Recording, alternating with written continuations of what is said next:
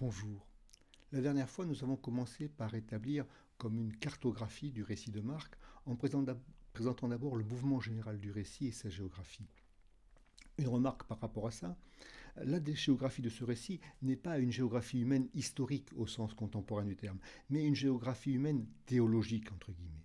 La délimitation entre territoire juif et territoire païen, de part et d'autre de la mer, le lac de Galilée, n'était pas aussi nette que Marc la présente.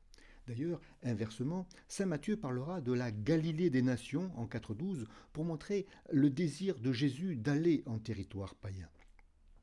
Cependant, il faut accepter d'entrer dans la manière de présenter de Marc pour comprendre ce qu'il veut dire. Une fois encore, Marc ne fait pas de la géographie au sens contemporain du terme, mais de la théologie avec les moyens du bord, alors que le langage théologique n'existe pas encore. Puis la dernière fois, dans un deuxième temps, nous avons abordé les deux premières sections de la première partie du récit. Jésus proclame le mystère du royaume, ce qui suscite des controverses, puis il commence à dévoiler le contenu de ce mystère. Entrer dans le royaume, c'est le suivre, lui, Jésus, en faisant la volonté de Dieu, en l'écoutant et en ayant foi en lui. Nous avons vu que le bilan de chacune de ces deux sections était pour le moins contrasté. D'un côté, les actes de puissance de Jésus, de plus en plus impressionnants, qui suscitent tantôt l'émerveillement, tantôt une grande crainte, tantôt l'étonnement, tantôt même la stupeur devant la résurrection de la fille de Jaïr.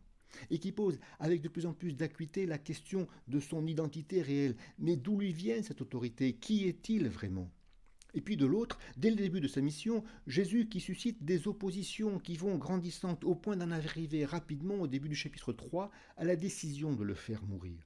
Et il n'est compris ni par sa famille, ni par les habitants de sa patrie, et il n'est même pas bien reçu en territoire païen, rappelez-vous les Géraséniens qui lui demandent de rembarquer. Et Jésus commence même à relever l'incompréhension des disciples qu'il a pourtant choisis pour être avec lui et qui ne comprennent pas le sens de la parabole du semeur. Nous en sommes donc arrivés là, au début du chapitre 6, en 6.6.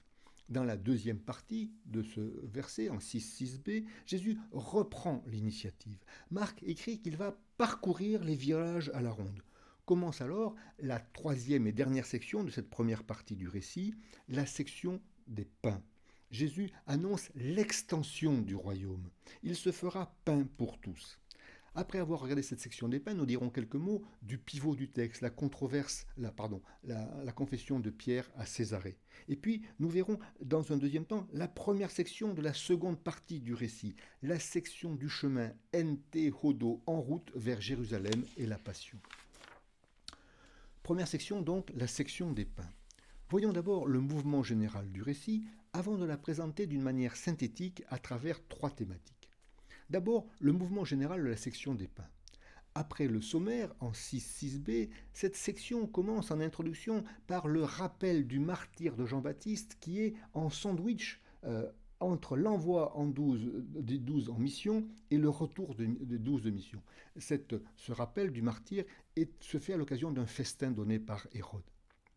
Puis, cette section est construite comme une série de trois triptyques. Premièrement, des actions et des paroles de Jésus. Deuxième temps, l'incompréhension des disciples qui est relevée avec force. Troisième temps, le rebond de Jésus. Développons brièvement le contenu de ces trois triptyques, non pas pour donner la structure du récit, mais pour donner le mouvement général, comme d'habitude.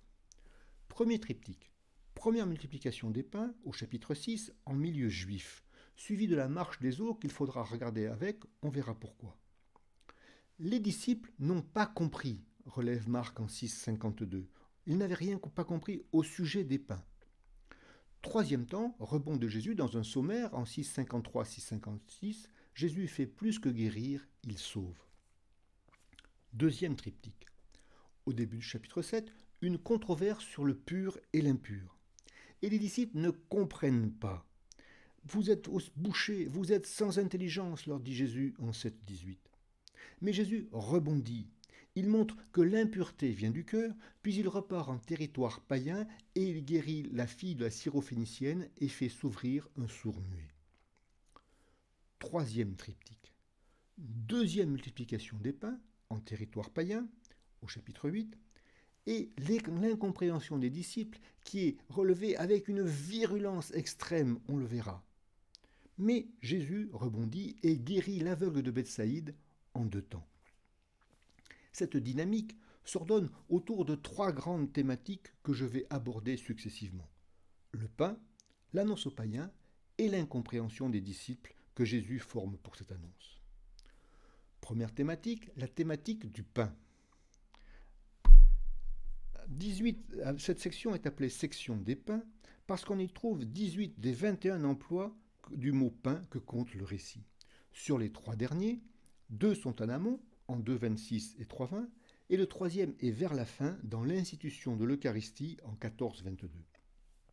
Ainsi, comme on va le voir, cette section est comme sous-tendue dans une perspective eucharistique, en formant comme une ellipse à double foyer, les 2 multiplications des pains qui peuvent être mises en parallèle et qui sont la première en milieu juif, la seconde en milieu païen, et séparées par cette controverse sur le pur et l'impur. Auparavant, comme je l'ai dit, cette section est introduite d'une manière inattendue par le récit du martyre de Jean-Baptiste qui est en sandwich entre l'envoi des 12 en mission et leur retour de mission. En première approche, on se demande ce que ce rappel du martyr vient faire ici. En y regardant de plus près, on découvre qu'il a 2 fonctions. Première fonction, il permet d'établir un parallèle entre le martyre de Jean-Baptiste et la passion du Christ, en avertissant au passage le lecteur de la signification du verbe livrer. Dès la proclamation initiale de Jésus, en 1,14, le lecteur a appris que le Baptiste a été livré, mais sans savoir ce que cela signifiait. Puis, en 3,19, Marc a présenté Judas, que Jésus vient de choisir parmi les 12, comme étant celui qui le livra. Avec le récit du martyre de Jean-Baptiste, le lecteur sait désormais ce que signifie le verbe livrer. Indirectement, il est par conséquent déjà informé de ce qui arrivera à Jésus.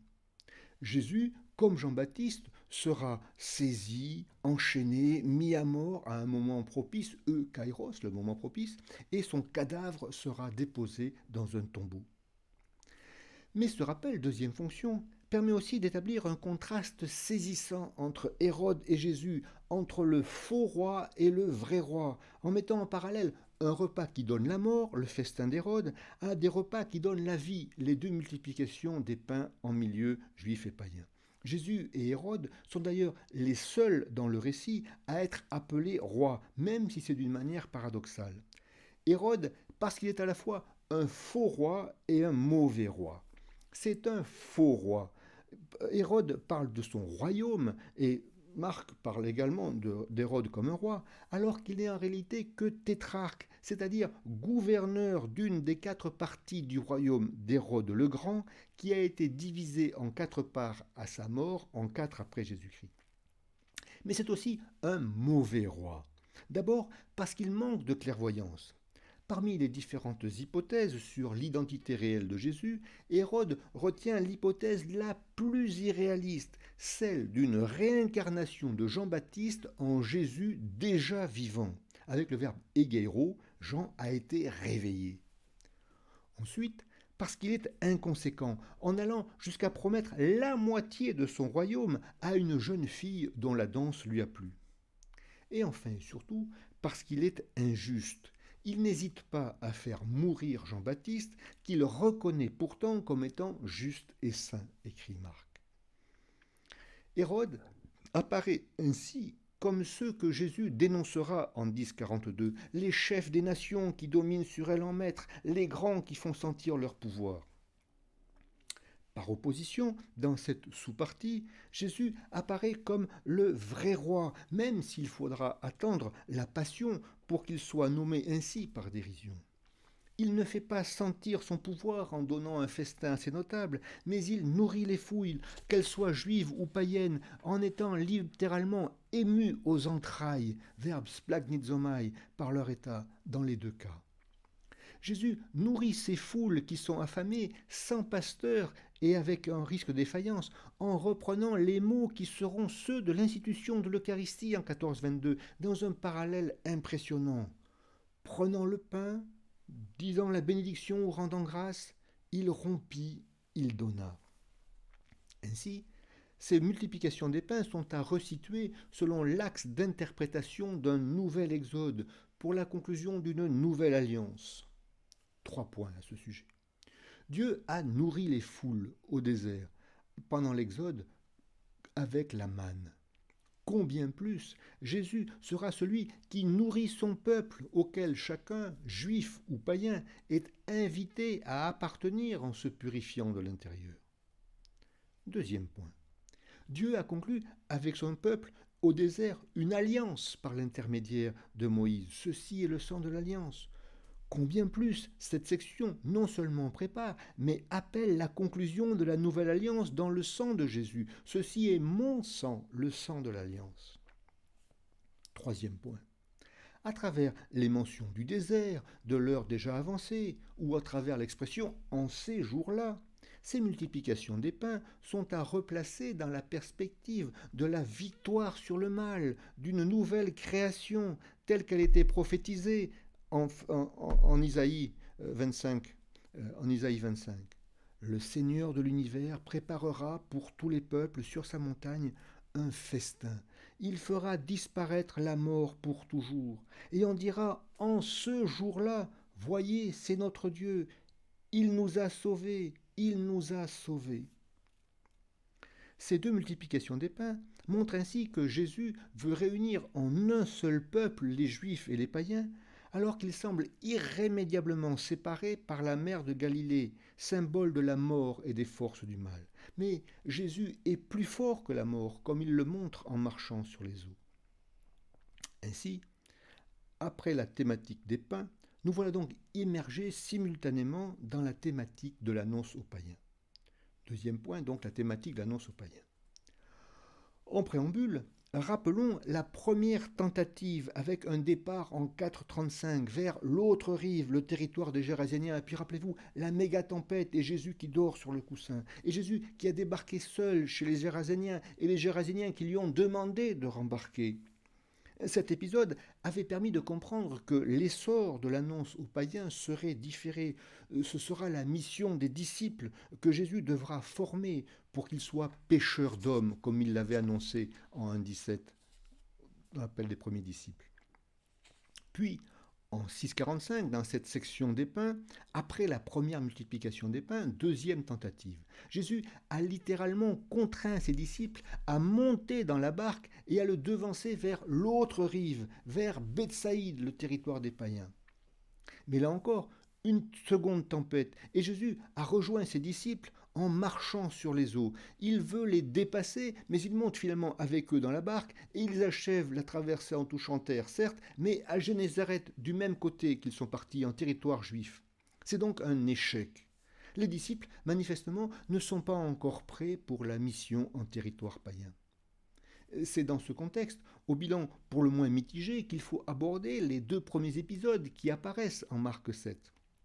Premier épisode, je l'ai dit, la controverse sur le pur et l'impur à propos des repas. La question posée consiste à savoir qui peut avoir accès aux dons de nourriture. La réponse est simple. Tout le monde, juif ou païen, car la purification n'est pas à chercher dans le respect extérieur de règles formelles, mais en une démarche intérieure de conversion.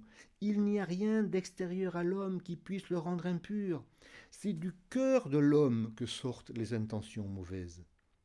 Deuxième épisode, l'épisode de la syrophénicienne, alors que Jésus est reparti à pied vers Tyr en territoire païen. 3 points. Premier point, cet épisode renvoie aux 5 controverses en 2.1, 3.6. Jésus va à la rencontre de toutes celles et de tous ceux qui sont réputés impurs, car ce ne sont pas les bien portants, mais ceux qui ont mal qui ont besoin de médecins, disait-il en 2.17. Deuxième point. Cet épisode illustre concrètement la controverse qui vient d'avoir lieu sur le pur et l'impur. Avec cette syrophénicienne, Jésus franchit toutes les barrières, à la fois géographiques, il est à Tyr en territoire païen, sociale, c'est une femme, et religieuse. Marc note qu'elle est d'origine grecque, c'est-à-dire de religion païenne. Troisième point, enfin, cet épisode est en inclusion entre la brève présentation de ce grand voyage à pied en territoire païen en 7.24 d'un côté et 7.31 de l'autre. Jésus réaffirme ainsi que la venue du royaume de Dieu concerne aussi les païens. Toutefois, en 7.27, Jésus a une réaction surprenante. Laisse d'abord se rassasier les enfants, il n'est pas bon de prendre le pain des enfants pour le jeter aux petits chiens. Mais cette réaction se comprend quand on la resitue dans le prolongement de l'épisode du démoniaque gérasénien. Elle montre concrètement que Jésus a accepté que sa mission terrestre s'adresse aux Juifs. D'ailleurs, Matthieu le commentera en écrivant en 15-23 comme une explication de ce point. « Je n'ai été envoyé qu'aux brebis perdues de la maison d'Israël. » Comme on vient de le rappeler, la proclamation aux païens sera donc la mission des disciples que Jésus devra former pour qu'ils deviennent pêcheurs d'hommes. À mon avis, c'est donc dans le cadre de cette formation qu'il faut resituer cet épisode et plus largement ce grand voyage à pied dont parle Marc en 7.24 et 7.31. Au passage, on peut alors comprendre qu'au début de cette section, si les 12 ont été envoyés en mission, en sandwich avec le martyr de Jean-Baptiste, c'est aussi dans le cadre de cette formation, pour avoir comme une première expérience de cette future mission. On dirait aujourd'hui un stage, Jésus est peut-être l'inventeur du stage. Et puisqu'il s'agit d'un stage, entre guillemets, on comprend aussi qu'à leur retour, en 6.30-32, Jésus soit resté très discret sur les résultats. Pour les débriefer et les ressourcer, Jésus a préféré les emmener à l'écart dans un lieu désert. Mais revenons à la syrophénicienne. Cette femme intercède pour sa fille. On ne sait pas ce qu'elle a, si ce n'est qu'elle est sous l'emprise d'un esprit impur sans qu'on sache ce que c'est, qui est qualifié d'ailleurs de démon. Quoi qu'il en soit, Marc insiste sur le résultat important en 7.29.30. Le démon est sorti, le démon était sorti. Cet effet de répétition appelle l'attention. Quelle que soit la nature de l'esprit impur, j'espère que vous y avez réfléchi depuis le chapitre 1, son expulsion est d'abord une question de salut pour les païens comme pour les juifs. On retrouve ici, chez les païens, la même perspective de combat à mort qui a été commencée en 1.23-28 avec l'expulsion d'un esprit impur dans une synagogue. Et c'est dans cette perspective que l'on peut alors relire le sommaire en 6.53-56 pour en saisir la portée, le troisième temps du premier triptyque. Tous ceux qui le touchaient étaient sauvés, pas seulement guéris, mais sauvés. Et c'est bien dans cette perspective que la syrophénicienne se place, en se comparant à un petit chien qui mange les miettes des enfants sous la table. Elle s'inscrit résolument dans le mystère de l'élection d'Israël pour tous les peuples. Il suffit de rappeler, en Genèse 12 et 22, la bénédiction d'Abraham. En toi seront bénies toutes les nations de la terre. Et puis le renouvellement de cette promesse par Isaïe pour le retour d'exil à Babylone. Ma maison sera appelée maison de prière pour tous les peuples. Les nations marcheront à ta lumière. C'est pourquoi finalement Jésus ne peut qu'accéder à sa demande. La mission envers les païens ne sera donc pas comme une alternative à un échec de la mission auprès des Juifs. Il ne s'agit en réalité que d'une seule et même mission pour accomplir le dessein éternel de salut de Dieu pour les Juifs comme pour les païens, pour tout homme.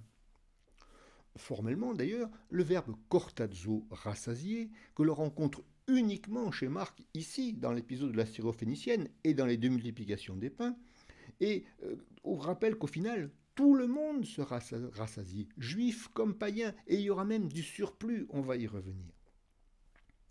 Dans l'immédiat, notons encore 2 points sur la formation des disciples.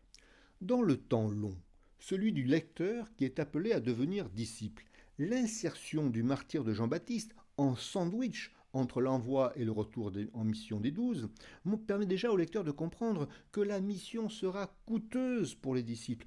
Comme Jean-Baptiste et surtout comme pour Jésus, elle passera par la croix. On y reviendra en 8.34 et au chapitre 13.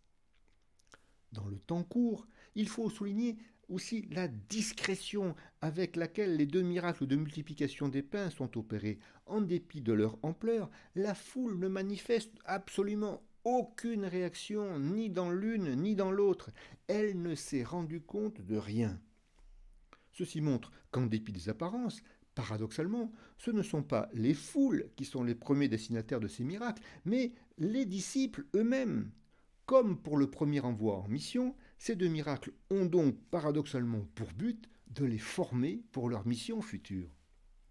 D'ailleurs, dans la première multiplication des pains, il est surprenant de constater que Jésus n'est pas ému aux entrailles parce que la foule va avoir faim ou parce qu'elle risque l'épuisement, mais parce qu'ils sont comme des brebis sans berger, dit Jésus. La question posée est donc, comment donner des bergers à la foule?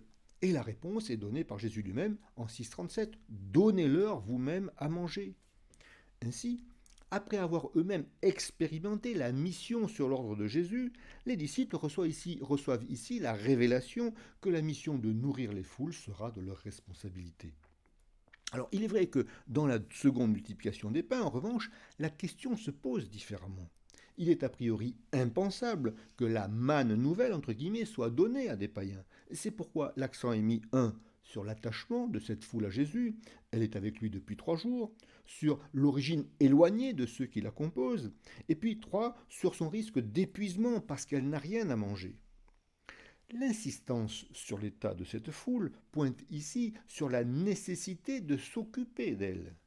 Il donnait à ses disciples pour qu'ils distribuent, et ils distribuèrent à la foule, écrit Marc en 8,6. Cet effet d'insistance sur la distribution appelle l'attention. Cela montre que la révélation que la mission de nourrir les foules sera de leur responsabilité. Et les disciples ont ici à comprendre qu'il s'agira autant des foules païennes que juives. Mais avec quoi nourriront-ils ces foules? Le seul élément dont ils disposent dans l'immédiat, est l'existence de surplus abondants dans ces 2 multiplications des pains, avec une disproportion incroyable entre ce qui a été offert initialement et le résultat final. D'un côté, ils mangèrent et ils furent rassasiés, avec un surplus de 12 couffins. De l'autre, ils mangèrent et ils furent rassasiés, avec un surplus de 7 paniers. Mais il faudra attendre l'institution de l'Eucharistie pour comprendre la réalité inouïe de ces surplus. Prenez, ceci est mon corps. Leur mission universelle sera eucharistique. Et le rapprochement avec le discours en parabole, en Marc 4, permet de comprendre qu'en dépit des difficultés, cette mission réussira avec un rendement tout aussi inouï. Rappelez-vous, 20, 30, 100 pour 1, 30, 50, 100 pour 1, 30, 60, 100 pour 1, automaté, écrit en 4,28, quelles que soient les apparences. Mais tant que l'Eucharistie n'aura pas été instituée, et plus encore, tant que l'Esprit n'aura pas été donné aux disciples le jour de Pentecôte pour commencer la mission, les disciples ne disposent pas encore de tous les éléments pour comprendre ce qui leur est demandé. C'est cette thématique de l'incompréhension des disciples sur laquelle nous allons maintenant nous arrêter. Donc, deuxième thématique, l'incompréhension des disciples. L'incompréhension des disciples a été relevée pour la première fois en 4,13 par Jésus lui-même. Vous ne comprenez pas cette parabole, et comment comprendrez-vous toutes les paraboles? Puis Marc la souligne dans un commentaire sibyllin en 6,52, voyez, qui est le deuxième temps du premier triptyque. En conclusion de l'épisode de la marche sur les eaux, littéralement, en effet, ils n'avaient rien compris au sujet des pains, car leur cœur avait été épaissi. Manifestement, ce commentaire invite à lire cet épisode de la marche sur les eaux en lien avec la multiplication des pains. Il s'agit de comprendre qu'en réalité, non seulement ce sera à eux de nourrir les foules, mais que quelles que soient les difficultés rencontrées avec la tempête, il y aura toujours un pain avec eux. Comme le montrent les 2 épisodes de Tempête apaisée, sur la mer déchaînée, il sera toujours avec eux, soit dans la barque, premier épisode, ou capable de les rejoindre en marchant sur les eaux, 2e épisode. Enfin, cette incompréhension est à nouveau relevée par Jésus lui-même à 2 reprises. D'abord en 7,18, avant l'explication de la véritable pureté, la pureté du cœur. Vous aussi, vous êtes bouchés, vous êtes sans intelligence. Et puis surtout en 8, 17, 21, avec une série impressionnante de questions qui, comme une salve d'artillerie, semblent pétrifier les disciples. Ils en restent pratiquement sans voix. Notons que cette salve intervient après un passage en 8, 14, 16 qui ne prend son sens que dans la perspective de l'incompréhension qui a été relevée en 6,52 après l'épisode de la marche sur les eaux. En 8,14, Marc note qu'ils n'avaient qu'un pain avec eux dans la barque. Ils n'avaient oublié de prendre du pain, sinon un pain. En seconde lecture, le lecteur peut comprendre que Marc parle ici de Jésus de manière métaphorique. Le pain qu'ils ont avec eux, c'est lui. Deuxième point, cette observation fait ressortir l'incompréhension des disciples. Ils ont oublié de prendre du pain et ils se lamentent entre eux parce qu'ils n'ont pas de pain. Jésus s'en aperçoit. Pourquoi discutez-vous? Vous ne comprenez pas encore où est le problème? Avec cette série impressionnante de questions, en 8, 17, 21, la dénonciation de l'incompréhension des disciples atteint un sommet. Cependant, comme on le verra dans la deuxième partie du récit, jamais Jésus ne se laissera rebuter par l'incompréhension des disciples.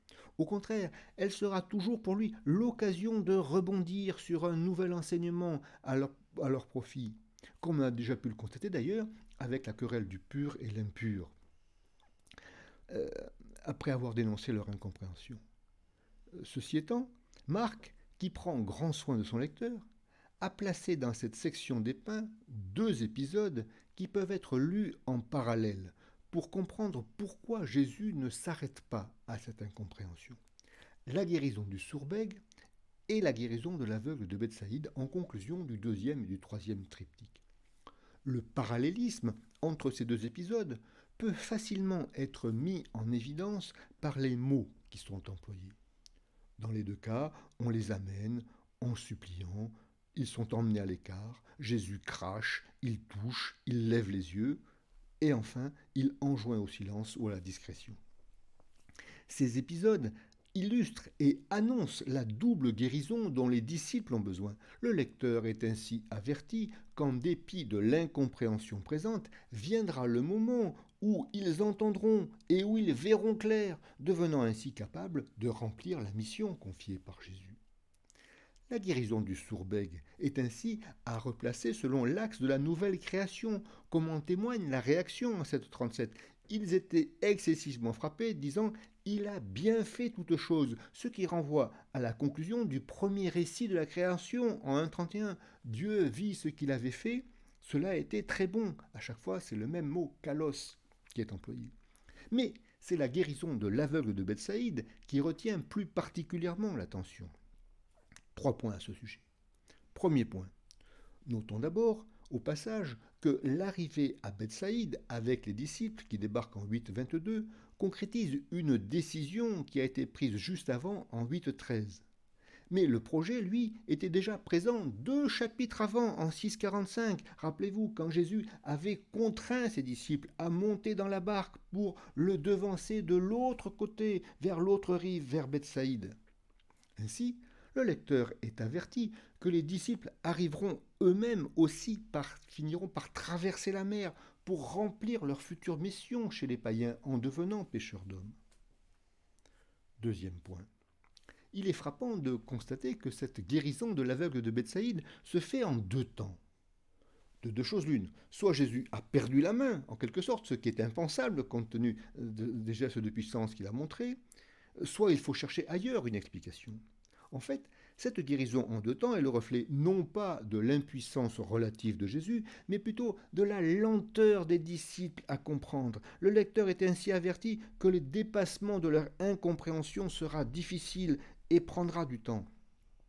Mais la mission réussira. Elle réussira, comme on l'a vu, automatée dans le discours en parabole en Marc 4, avec Jésus l'unique pain pour la route. Au bilan, on voit comment les 3 thématiques du pain, de l'annonce aux païens et de l'incompréhension des disciples sont étroitement enlacées dans cette section des pains. Mais déjà, Jésus est reparti vers Bethsaïde, de Bethsaïde, en allant plein nord vers Césarée. Et c'est donc là, en plein territoire païen dans la géographie de Marc, que se situe la confession de Pierre, dont nous allons dire quelques mots avant d'aborder la section du chemin. Donc, la confession de Césarée, pivot du récit et ses prolongements. Une fois la confession de Jésus comme Christ obtenue, la question fondamentale qui sous-tend le récit évolue à 2 niveaux. Premier niveau, il reste encore à reconnaître Jésus comme Fils de Dieu. Le lecteur peut par conséquent se demander quand et comment va se faire cette reconnaissance. Deuxième niveau, il faut savoir ce que signifie que Jésus est le Christ. Qu'est-ce que ça implique? Comme tous les Juifs de l'époque, Pierre a une conception glorieuse du Messie, et on pourrait penser qu'en s'appelant lui-même Fils de l'homme, Jésus semble aller dans ce sens, puisque cette appellation rappelle un passage de l'Écriture en Daniel 7, 13, 14. « Je voyais venir avec les nuées du ciel comme un fils d'homme. » Mais à l'époque de Jésus, ce verset n'avait pas nécessairement un sens messianique. Ce sont les premiers chrétiens qui, en relisant l'Écriture, rempliront ce verset de toute la signification messianique qu'elle a acquise aujourd'hui dans l'Église. De plus, l'épisode de la Transfiguration, au chapitre 9, semble également aller dans le sens d'une conception glorieuse du Messie. Mais les disciples présents n'en comprennent pas la signification. Et ils le comprennent d'autant moins que juste après la confession de Césarée, Jésus commence à présenter une conception du Messie qui est à l'opposé de celle d'un Messie glorieux. Le Messie sera un Messie souffrant. C'est ce que montre la première annonce de la passion et de la résurrection en 8, 31, 32, qui provoque une réaction indignée de Pierre. Pierre rabroue Jésus comme Jésus rabroue les esprits impurs. C'est le même verbe en grec. Mais Jésus ne s'arrête pas à cette incompréhension. Au contraire, après avoir sèchement remis Pierre en place, passe derrière moi, c'est-à-dire revient dans le rang comme disciple, Jésus rebondit pour former ses disciples à la mission. À la faveur de cette confession de Césarée et de ses prolongements, se met ainsi en place une dynamique en 3 temps. Annonce de la passion-résurrection, réaction d'incompréhension, déplacement de l'incompréhension par Jésus. C'est cette dynamique qui caractérise la section du chemin vers Jérusalem sur laquelle nous allons maintenant nous arrêter. Donc, voyons ensemble la section du chemin.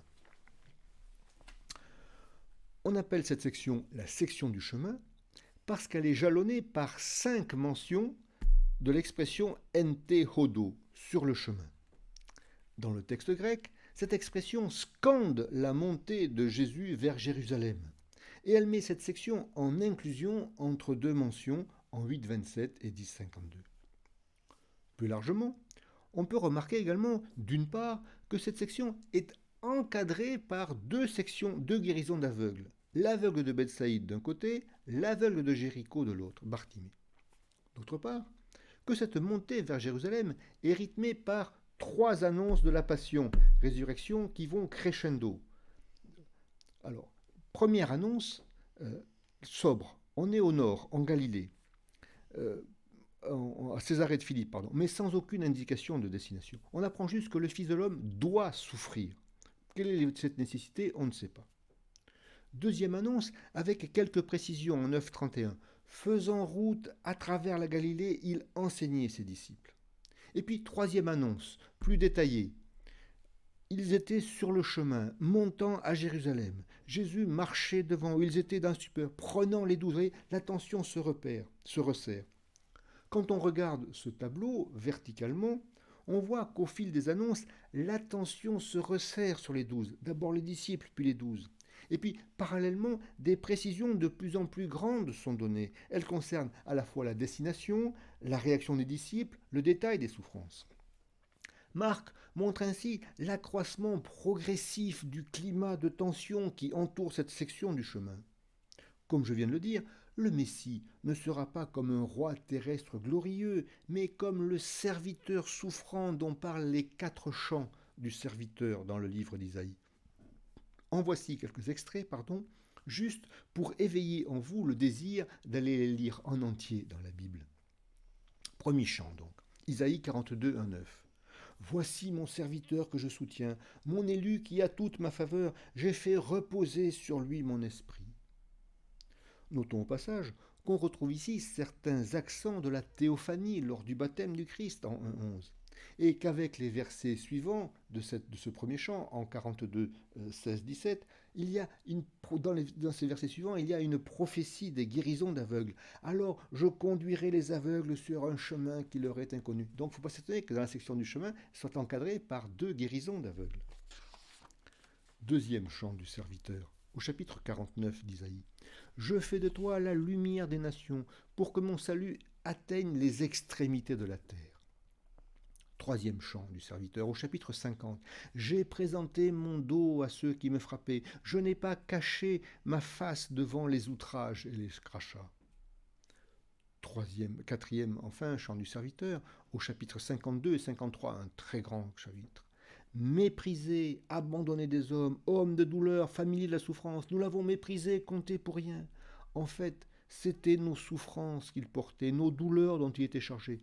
Arrêté puis jugé, il a été supprimé. Avec en arrière-plan ces 4 chants, cette section est un peu comme le prologue de la Passion-Résurrection. Les 3 annonces de la Passion-Résurrection constituent d'emblée la réponse à la question posée par la deuxième partie du récit. Que signifie suivre Jésus ? Et les chants annoncent le sens de la passion et de la résurrection. Mais cette section apparaît aussi comme le lieu privilégié de la formation des disciples. Dans la première partie, il s'agissait d'être avec Jésus. Maintenant, il s'agit d'apprendre à donner sa vie pour le Christ en l'accompagnant jusqu'à Jérusalem, c'est-à-dire jusqu'à la passion et jusqu'à la croix. C'est dans ce contexte qu'il faut relire la 3e annonce de la Passion-Résurrection en 10, 32, 34, avec l'insistance sur Jérusalem, d'une part, la destination, et d'autre part sur le nous. Voici que nous montons à Jérusalem. Ce n'est qu'à ce moment-là que les disciples apprennent le but du chemin. Nous, on le sait, parce qu'on a déjà lu l'Évangile. Mais quand on lit l'Évangile pour la première fois, c'est là où on apprend le but. Deuxième point. Non seulement Jésus apprend le but, mais il les associe à son destin. Voici que nous montons à Jérusalem. Les disciples deviennent subitement partie prenante de ce destin. Et on peut comprendre qu'ils soient effrayés, terrifiés. C'est le verbe tambéo, un verbe très fort. En partant de ces 3 annonces de la Passion-Résurrection, la section du chemin peut alors être présentée sous forme de 3 triptyques dans lesquels on retrouve la dynamique annoncée avec la confession de foi à ses arrêts et ses prolongements. Premier temps de chacun des triptyques, une annonce de la passion-résurrection, un Messie souffrant. Première annonce 8.31, deuxième annonce 9.31, troisième annonce 10.32-34. Deuxième temps du triptyque, l'annonce, le rejet ou l'incompréhension des disciples provoqués par cette annonce. Premier triptyque, le rejet par Pierre, on l'a vu, avec cette incompréhension qui sera renouvelée sur l'incompréhension de la résurrection au chapitre 9. Deuxième triptyque, une discussion sur ce qui est le plus grand. Et troisième triptyque, la demande de siéger à droite et à gauche dans la gloire des fils de Zébédée. Mais troisième temps de ces 3 triptyques, Jésus dépasse cette incompréhension à chaque fois, avec un enseignement progressif. Dans le premier triptyque, il s'agit d'apprendre comment vivre en chrétien. Puis dans le deuxième triptyque, comment vivre en Église. Et troisième triptyque, en ayant une hiérarchie qui ne soit pas non pas une hiérarchie de pouvoir, mais une hiérarchie de service. Et avec à chaque fois Jésus qui recadre les disciples en opérant un renversement de valeurs. Dans le premier triptyque, on va y revenir, pour sauver sa vie, il faut accepter de perdre sa vie. Dans le deuxième triptyque, pour être le plus grand, il faut accepter de se faire le plus petit. Et troisième triptyque, pour être le chef, il faut accepter d'être le serviteur. Nous allons y revenir. Auparavant, encore un mot pour dire que dans cette montée à Jérusalem, Marc a placé la rencontre avec 4 personnages secondaires. On les appelle des personnages secondaires, non pas en raison de leur importance secondaire, mais parce qu'ils n'apparaissent qu'une seule fois dans le récit. En y incluant l'aveugle de Bethsaïde en 8, 22-26, ces 4 personnages secondaires sont comme des balises sur le chemin du disciple. Premièrement, donc, l'aveugle de Bethsaïde au chapitre 8, qui est le témoin du passage futur de la non-vision à la vision. Comment, pour le disciple, passer de l'un à l'autre. Deuxième temps, le deuxième personnage secondaire, le sourd-muet épileptique au chapitre 9. C'est le témoignage de la non-foi à la foi. Comment faire pour passer de la non-foi à la foi?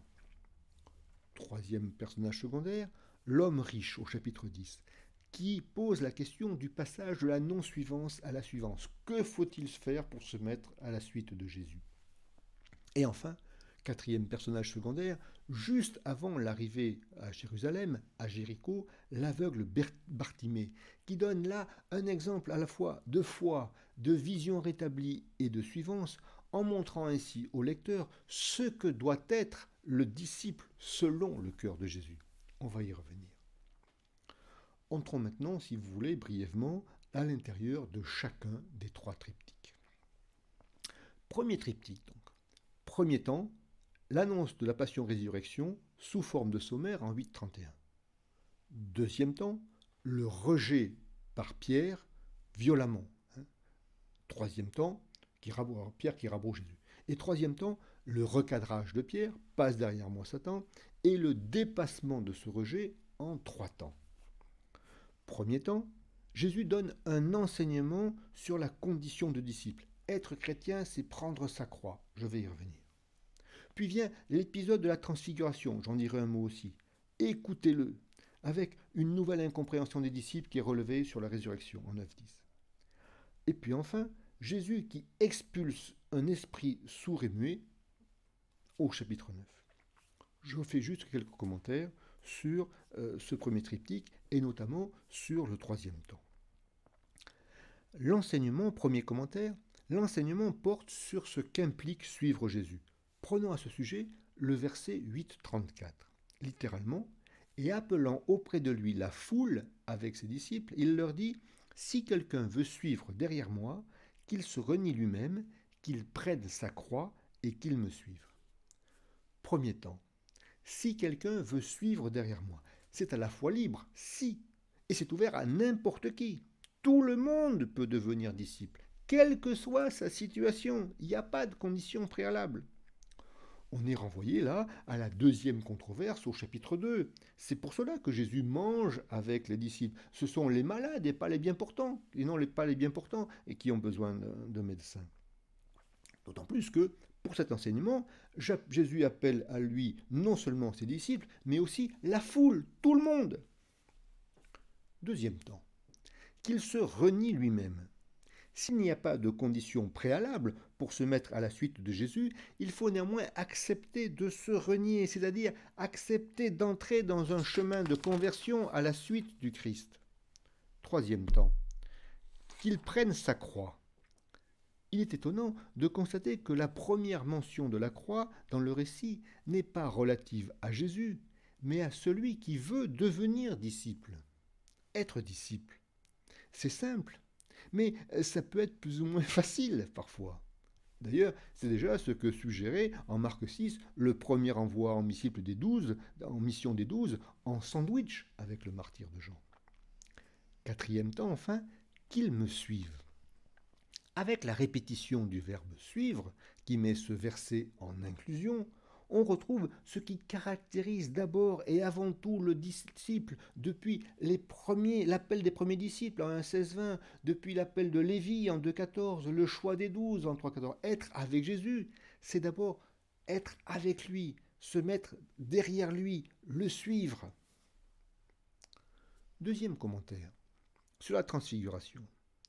La transfiguration annonce la conclusion d'une nouvelle alliance en établissant de nombreux parallèles avec la conclusion de la première alliance en Exode 24. La mention des 6 jours, la mention de la haute montagne, alors qu'il n'y a pas de montagne dans cette région de Palestine. Les témoins, donc c'est une mention théologique, voyez. Les témoins, la nuée, la voix, la lumière qui se dégage de Jésus sont autant de rappels du temps de l'Exode. Et ce qui annonce en fait la conclusion d'une nouvelle alliance. Mais les disciples, là, une fois encore, ne comprennent pas ce qui se passe. Troisième commentaire, enfin, avec l'épisode du sourd-muet. Cet épisode est appelé le démoniaque épileptique dans la Bible de Jérusalem et la guérison d'un enfant possédé dans la Tob. C'est un peu dommage parce que la pointe du récit, paradoxalement, ce n'est pas dans le fait que Jésus expulse un démon. Ça, on y est habitué depuis le début de l'Évangile. La pointe du récit, en fait, elle est triple. Premièrement, elle est d'abord dans l'intercession d'un père pour son fils. On peut relever notamment l'emploi du verbe « crier au secours », boétéo. Ce verbe n'apparaît qu'ici dans tout le récit et à 2 reprises successives, en 9.22 et 9.24. Ce verbe tranche. D'un côté, en négatif, parce qu'il vient après une longue succession d'emplois du verbe supplier, parakaleo. Or, la supplication en Marc est parfois ambivalente. Pourquoi supplie-t-on ? Il suffit de se rappeler le lépreux en 1,40, le démoniaque gérasénien en 5,10-12, et surtout les habitants de la région de Gérasénien en 5,17-18 qui suppliaient Jésus de leur embarquer. Pourquoi supplie-t-on?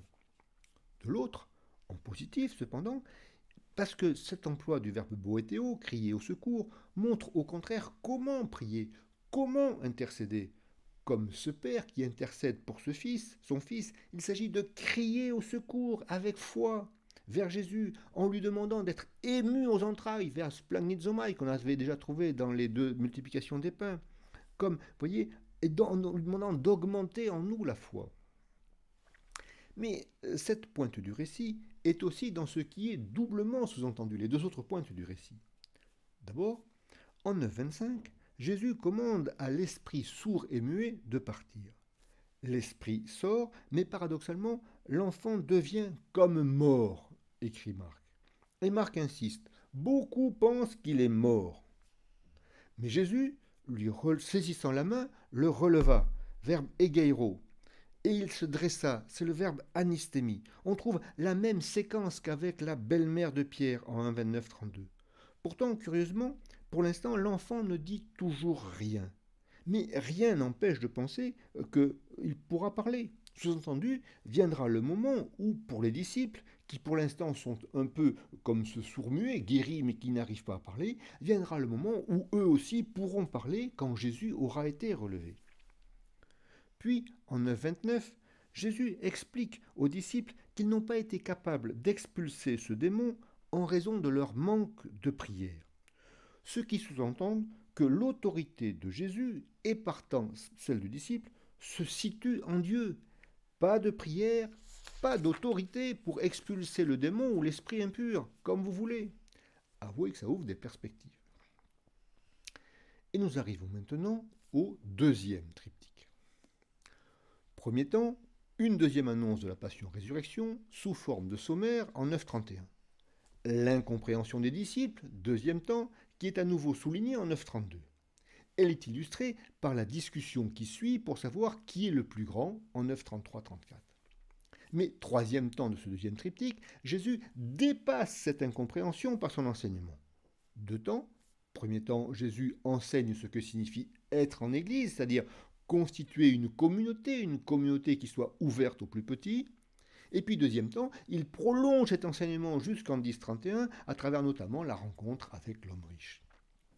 Là encore, faisons 4 commentaires sur les enseignements de Jésus dans ce 2e triptyque. Premièrement, Jésus explique que pour être le plus grand, il faut se faire le plus petit, comme un petit enfant, écrit-il en 9,35-37. Il faut accueillir le plus petit, redira-t-il en 10,13-16. Ceci suppose d'être accueillant envers quiconque veut se mettre à la suite de Jésus, car qui n'est pas contre nous est pour nous, dit-il en 9,40. C'est curieux parce qu'habituellement, vous voyez, on dit plutôt l'inverse. Ce renversement est étonnant. Jésus n'est pas clivant, comme on dirait aujourd'hui. Au contraire, il rassemble. 2e commentaire. Jésus poursuit en invitant au combat spirituel. Si ta main, ton pied, etc. est une occasion de pécher, arrache-le. Le véritable disciple, c'est celui qui lutte contre le péché. Avoir une difficulté qui rend, entre guillemets, impur, quelle que soit cette impureté, ce n'est pas un motif d'exclusion, mais au contraire, un motif de conversion pour se mettre à la suite de Jésus. Arrache-le. 3e, Jésus est celui qui vient renouveler l'alliance, la restaurer selon le dessein originel de Dieu. C'est ce que montre au début de Marc 10 le passage sur le mariage et l'accueil des enfants avec la mention dès l'origine. Vous voyez, dès l'origine, Dieu est entré en alliance avec l'humanité et l'alliance de l'homme et de la femme est à replacer dans ce dessein originel d'alliance et d'attention aux plus petits. C'est ce dessein originel d'alliance que Jésus vient restaurer. Mais 4e commentaire, entrer dans ce renouvellement implique de suivre Jésus, ce qui suppose de faire des choix. C'est sur quoi insiste l'épisode de l'homme riche et les enseignements qui suivent au chapitre 10. Notamment l'épisode de l'homme riche montre qu'il ne suffit pas de cocher les cases, entre guillemets, d'une vie morale exemplaire, comme si on pouvait faire son salut tout seul. Pour suivre Jésus, il faut savoir renoncer, crier vers lui, comme on vient de le voir avec le père de l'enfant épileptique, car il est impossible à l'homme de se sauver tout seul, quelle que soit sa valeur personnelle. C'est impossible, martèle Jésus en 10, 27. Ayant fixé son regard sur eux, Jésus dit, pour les hommes, c'est impossible, mais pas pour Dieu. Mais venons-en au troisième triptyque. Donc, troisième triptyque. Premier temps, troisième annonce de la passion-résurrection, une annonce particulièrement circonstanciée avec le détail des outrages que subira Jésus. On préfère d'ailleurs un parallèle entre les outrages annoncés dans cette troisième annonce et les outrages qui seront subis par Jésus. Et vous voyez, et dans cette annonce, dans cette troisième annonce, comme on l'a vu, les disciples sont associés au destin de Jésus. Voici que nous montons à Jérusalem. Le disciple, c'est celui qui s'associe au destin de Jésus. Mais deuxième temps du triptyque, l'incompréhension des disciples semble à son comble, comme le montre la demande des fils de Zébédée qui pensent d'abord à une gloire mondaine, siégée à droite et à gauche de Jésus dans la gloire. Seulement dans un troisième temps, Jésus dépasse cette incompréhension une fois encore par son enseignement avant de rencontrer Bartimée, l'aveugle de Jéricho. Quelques commentaires là encore, là-dessus. Les chefs doivent constituer une hiérarchie de service et non de pouvoir, à l'image de Jésus lui-même. Le Fils de l'homme lui-même n'est pas venu pour être servi, mais pour servir et donner sa vie en rançon pour la multitude, dit Jésus en 10,45. Au début de l'évangile, rappelez-vous, c'était la belle-mère de Pierre qui avait été relevée pour qu'elle puisse servir. Puis au désert, c'était les anges qui servaient Jésus. Maintenant, c'est Jésus lui-même qui se fait serviteur, avec une insistance que montre l'opposition, être servi, servir. On a là le troisième lieu d'emploi du verbe servir. Il n'y a que 4 lieux d'emploi du verbe servir. Donc c'est ici le troisième avec 2 emplois. Il faudra être attentif au dernier. Et ce verset, en fait, récapitule à la fois l'enseignement consécutif aux 3 annonces de la passion-résurrection.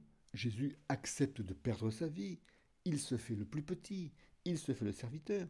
Et récapitule également l'enseignement du 3e chant du serviteur souffrant en 53,10. S'il remet sa vie en sacrifice de réparation, par lui ce qui plaît au Seigneur réussira. Pardon, c'est le 4e chant, je vous demande pardon. L'enseignement du 4e chant, en 53,10. S'il remet sa vie, Jésus offre sa vie librement. Par lui, son sacrifice est rédempteur. Jésus offre sa vie en rançon pour nous, dit Jésus en 10,45. C'est-à-dire, à la fois, à notre place, il fait ce que nous n'étions pas capables de faire, c'est-à-dire vaincre par sa vie le péché, la souffrance, la mort par la croix, en nous appelant à la résurrection. Mais il le fait, deuxièmement, en notre faveur. Il rétablit l'alliance avec Dieu. Il nous ouvre le chemin par lequel nous devrons, nous aussi, passer d'une manière ou d'une autre dans notre vie, en rencontrant, nous aussi, le péché, la souffrance, la croix et puis la mort. Bartimée, l'aveugle de Jéricho, est à la fin de cette section l'exemple même du disciple selon le cœur de Jésus. D'abord, il reconnaît en Jésus le Messie. Dans tout le récit, c'est le seul à appeler Jésus fils de David. Mais il va plus loin. Il croit que Jésus peut le sauver. Dans tout ce récit, c'est aussi le seul homme à appeler Jésus par son nom, qui signifie précisément Dieu sauve. Et enfin, il n'hésite pas à renoncer à sa seule richesse, son manteau, pour aller vers Jésus, avec empressement, comme un saut vers l'inconnu. Vous voyez, rejetant son manteau, il bondit et vint à Jésus. Vous voyez. Il suffit d'imaginer la scène de cet aveugle qui rejette son manteau et qui s'en va, qui jaillit en direction de Jésus, vous voyez, sans savoir trop où il va. Notons aussi la réaction de Jésus en 10,51. Que veux-tu que je fasse pour toi? C'est la même demande que celle adressée au fils de Zébédée en 10,36, ce qui fait ressortir la différence entre les réponses. Jacques et Jean demandent de siéger à la droite et à la gauche de Jésus dans sa gloire. Ils recherchaient le pouvoir terrestre. Bartimée, lui, au contraire, veut revoir Anna Blépo, lever les yeux. Il veut se mettre à la suite de Jésus. Et Jésus lui dit juste « va ». Mais au lieu d'aller, curieusement, Bartimée se met librement à la suite, sur le chemin, à la suite de Jésus, qui va vers sa passion pourtant à Jérusalem. Il est ainsi la figure du disciple, celui qui répond à l'invitation de Jésus en 8,34. Si quelqu'un veut me suivre, qu'il renonce à lui-même, qu'il prenne sa croix et qu'il me suive.